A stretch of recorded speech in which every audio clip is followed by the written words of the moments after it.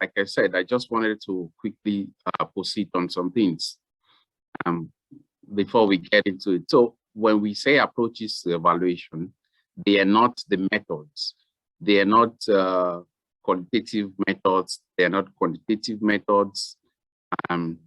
They are not the mixed method, like using qualitative and quantitative. So we're not talking about observation, interviews, use of surveys, but the thinking, the foundation thinking behind the kind of method that you will use, the thinking that is behind how the evaluator will position him or herself, the thinking behind the people, the target of the evaluation.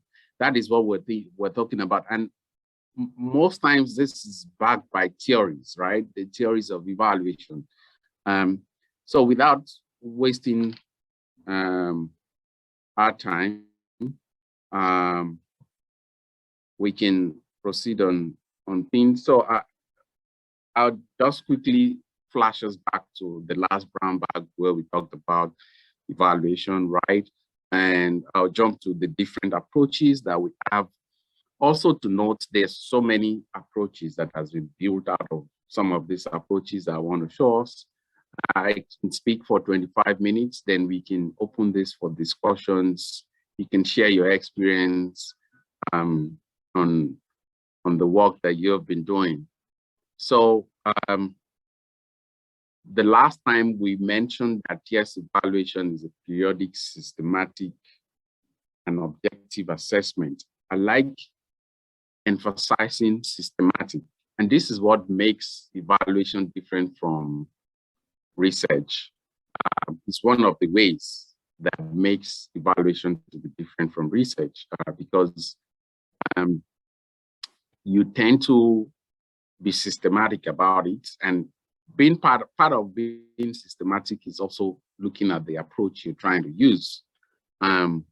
So is this systematic and objective assessment of an ongoing, could be a completed project, could be a program, could be a policy,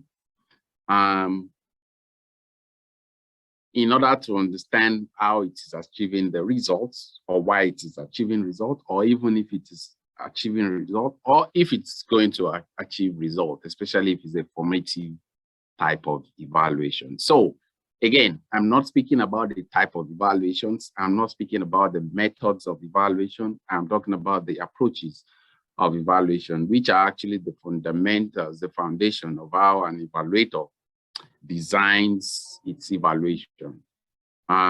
So we've already said that, yes, there are criteria that have been developed by the Development Assistance Committee of the OECD, where you look at effectiveness, impact, relevance, sustainability as criteria.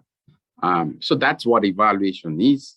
It's different from what you do monthly, like the monthly routine data collection, which is monitoring. So having been able to establish what evaluation is, then we can speak about the approaches that we have. One is the expert-oriented approach. And I'd also be telling us the timelines of how these approaches have emanated from time. And if you remember one of our brown bags, you can check our YouTube video for some of these brown bags, the history of evaluation. We said that M&E started from Africa. So, and I mean, it could be the traditional method of conducting monitoring and evaluation, which is, yes, counting your slaves, counting the grains in the farm, counting the grains that you have in your silos and the bands. And I mean, when human beings were hunter-gatherers, right? So it is same thing here that, yes, in the expert-oriented approach is, so if you think about yourself, you might have gone to a university and you were writing exams. So your teachers are actually, your lecturers, they're actually evaluators because they develop the questions, they set the questions for you to respond to. So lecturers actually are evaluators as well, because they develop those materials, and I mean, they're quantitative in nature. So you need to pass an exam before you move on. That is what is being used to check your level of knowledge. So if our poll had gone out before now, then it shouldn't be an expert-oriented approach, because if it were an expert-oriented approach, you would need to write a test for us to know that, your level of knowledge as it concerns evaluation approach. So it would be a test line. It is being used even in evaluations of primary health cares, evaluation of maternal and newborn child health, where you develop a test. Evaluators develop what we call health workers tests. So they need to respond with tests. It could also be used for participants of a workshop. So you don't ask them questions like rating of their knowledge. You don't ask that, but you just set it as a test that, oh, if you do A, B, or C, what should C be? So things like that. So like testing your participants. That is what expert-oriented approach is about. And there's no need for any stakeholders. We don't think about stakeholders. We focus on those that want to take the test. It's also the kind of approach that regulatory agencies uses, or your professional associations. So like ICANN, like ACCA, like ACA. That is what the expert-oriented approach is about. And these go far, far deep in the history of evaluation. Like, this is how evaluation started. Then you have the consumer-oriented approach, which focuses only on the consumer. So maybe you've been through some of these international airports, and you've seen something standing that says, oh, you should please rate their service. That is something called consumer-oriented approach. I think some of our banks now, if you're in Nigeria, some of the banks in Nigeria send text messages for you to rate their service. They send emails for you to rate their service. And I think this started like 2 years ago. So that is a consumer-oriented approach, whereby you as the evaluator wants feedback from those that are using the products. So, and I mean, Michael Scriven, who was the initiator of this kind of approach, mentioned that, yes, this is quite suitable for products. So that you know that evaluation is not only about programs, policies, or projects. You can also use it on your products as well to get feedback from your customers. Most times, the type of method is quantitative and focuses on products. So those are consumer-oriented approach. Then you have the theory-based approach. This is more so for some of you that might have been developing a theory of change. So in this case, the evaluator thinks about, most times, they think about how the project or the program is achieving its aims and objectives. So it's either the evaluator comes at the middle of the project or at the end of the project. He focuses on the indicators. He focuses on the theory of change, like maybe reviewing the theory of change that was designed earlier on, or at times the evaluator is told to develop a theory of change. If it wasn't developed then, the evaluation is focused on the objectives that were designed on the theory of change. Most especially, you see this with non-government organizations, so donor, national NGO relationship kind of a thing.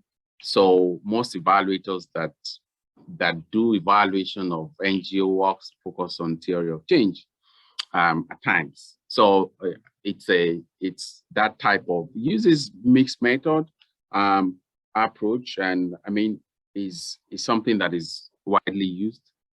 Then you have the goal-free approach, which so it's the opposite of the theory of change. Like you as the evaluator don't need to think about a theory of change, or maybe a goal has been designed before the program or the project started.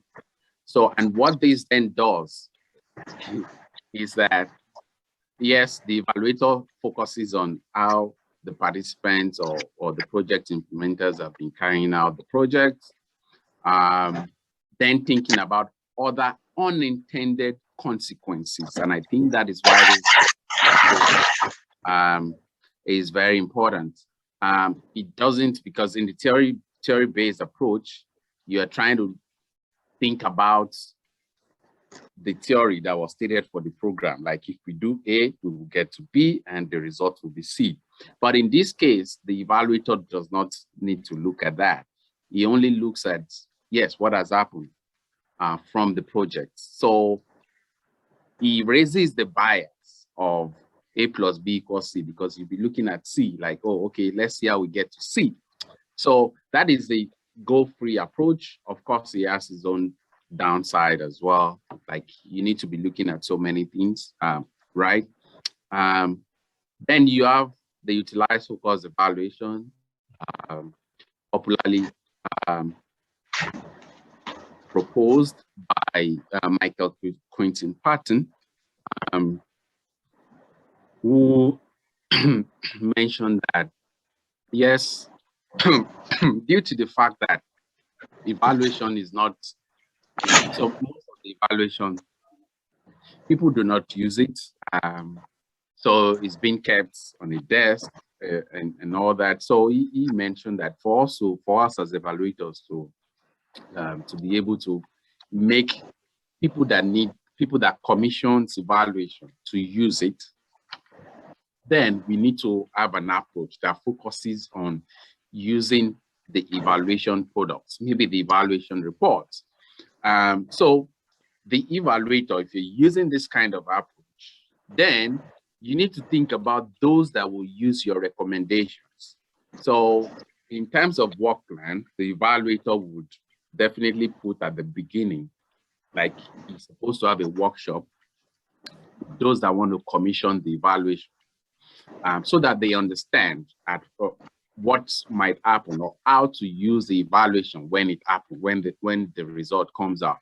Also, at the end of the evaluation, which we call the utilization phase, the evaluator stays with the commissioner to make sure that they are able to use the recommendations that you provide in your evaluation.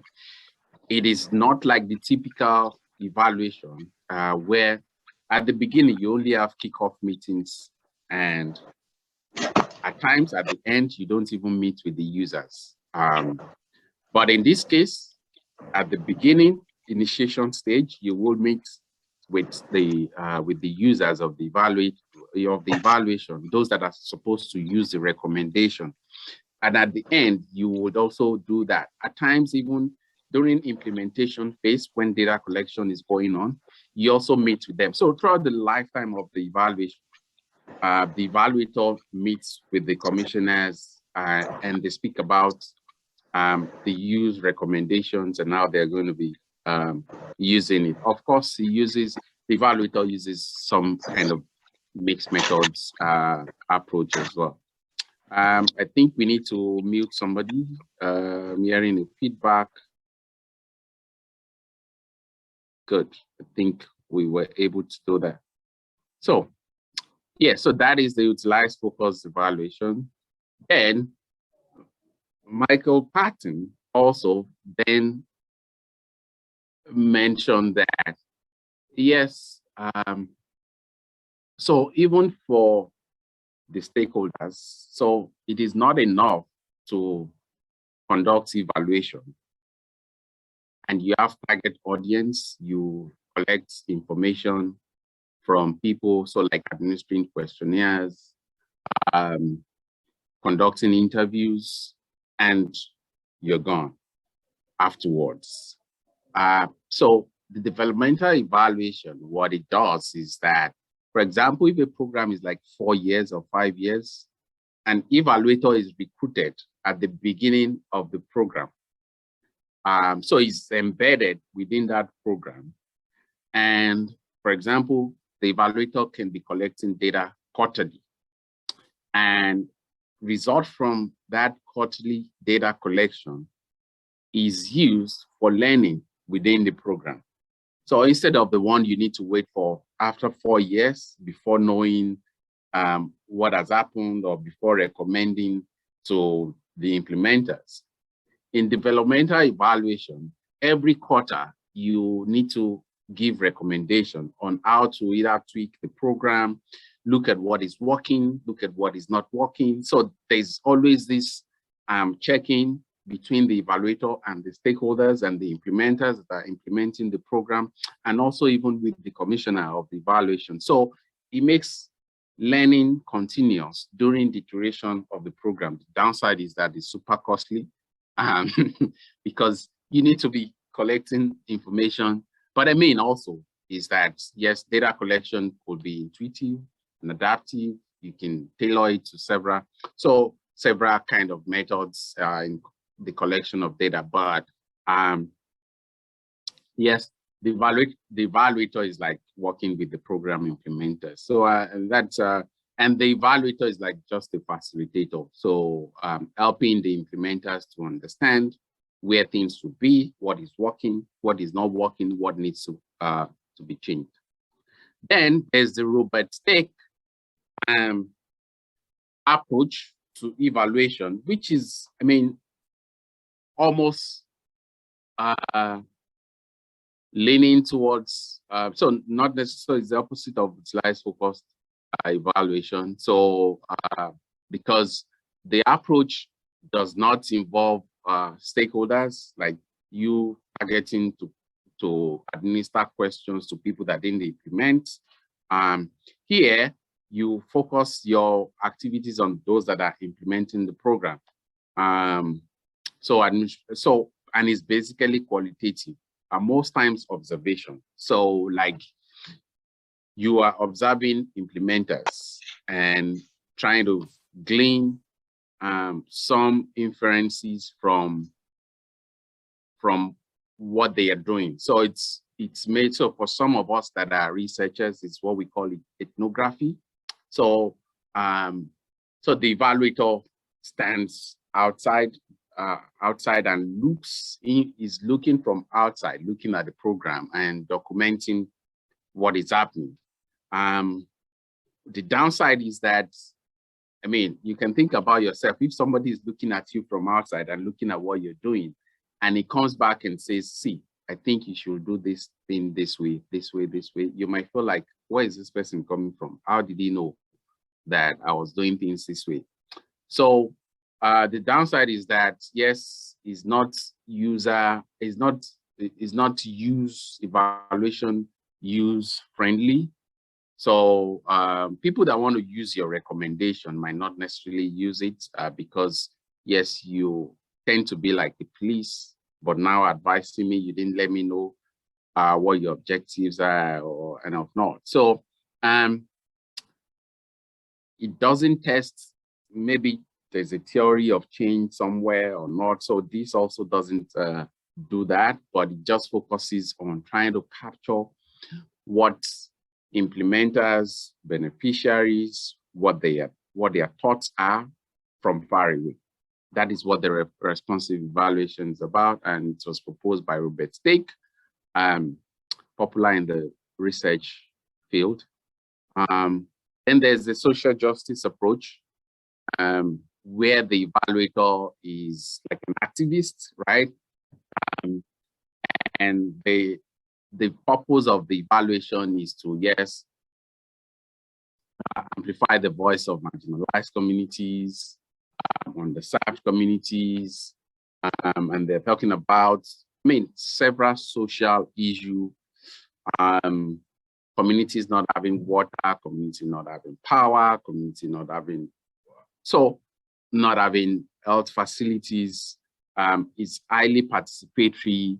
It doesn't necessarily follow the kind of research method. I mean, the kind of method that is used can be adaptive. It can use quantitative. It can use qualitative at times. So, and I mean, and so many approaches have gone out of this approach. You've seen the feminist evaluation. We're seeing indigenous evaluation is also taken up from this. Then you have the rapid evaluation. I think the most distinct thing about this is that, so you don't need to wait till after 4 years. You don't need to wait to have millions of naira before you carry out this kind of evaluation. It's super rapid that the evaluation can take place within 2 weeks and you have your reports. On the average, I mean, we do mid-term evaluation, end-term evaluation. We do them for 3 months, 4 months. But in this kind of evaluation, you can do it within 2 weeks.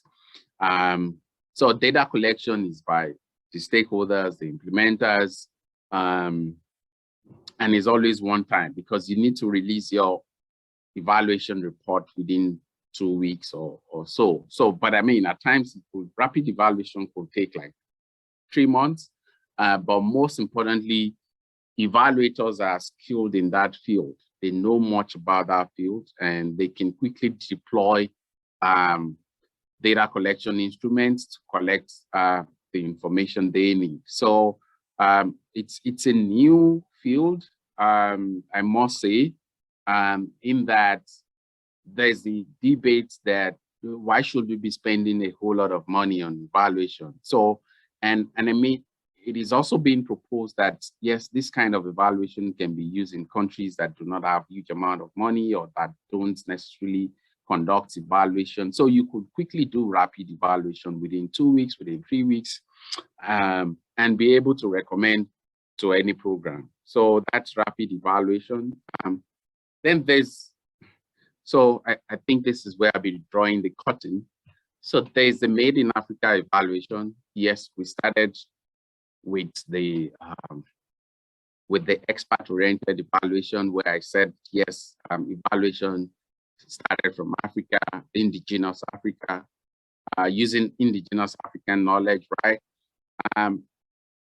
Since the African Evaluation Association, there has been the movement for a Made in Africa evaluation, which speaks to the culture, the belief of Africans, and the way of living of Africans before the first wave of international development, in quotes, which is colonization. So this method, and I mean, is focuses on narratives, the way we know things in Africa, maybe the kind of participatory approaches, the way we speak to one another, where you can glean things other than responding to a questionnaire or a survey, where you don't know what is happening. So storytelling in evaluation. And I mean, I think also largely is, yes, things that colonization brought, evaluators that uses this kind of approach try as much as possible to decolonize those things, those knowledge that was gained through colonization. So, so there are things you don't want to use in this type of approach. This approach is against some Western views and focuses on, yes, Africans, and like what Africans want, if there's anything like that. So a case in example is, yes, so what do you define as poverty, right? So if you have some people living in villages and they are happy with how they're living, but they don't spend up to 125 $1.25. So do you say they are poor? So those are the kind of thinking that comes by in Made in Africa evaluation. I just gave that as an example. There are so many other things. What are the priorities for indigenous people? So you can also think about the SDGs, Sustainable Development Goals. Is that a priority for people in the villages? What are their priorities? Or is it that, I mean, they are good, they are fine, they're living well, they don't need globalization. Maybe perhaps globalization would grab their land.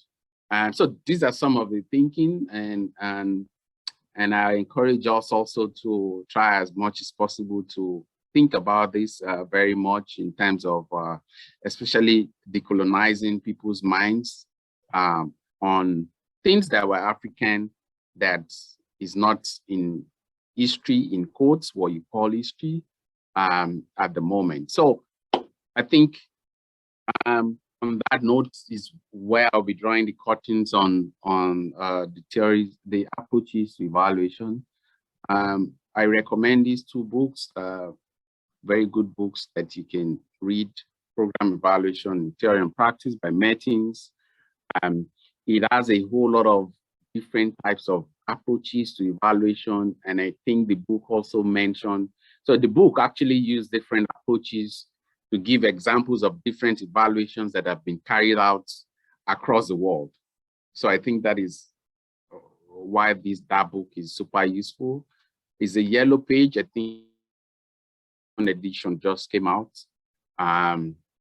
which is the green page. Then you have Program Evaluation by Jody and the rest, which is also a book that focuses on approaches to evaluation. Two super books. When we share the slides, definitely you see the links below. If also you get on YouTube or you're in YouTube, you're going to see the links to the books below, so the ebooks. I encourage us to buy the physical copy on Amazon. You'll find it there as well. There are other references of things that have been written about the approaches to evaluation. I think on that note, I'd like to say thank you so much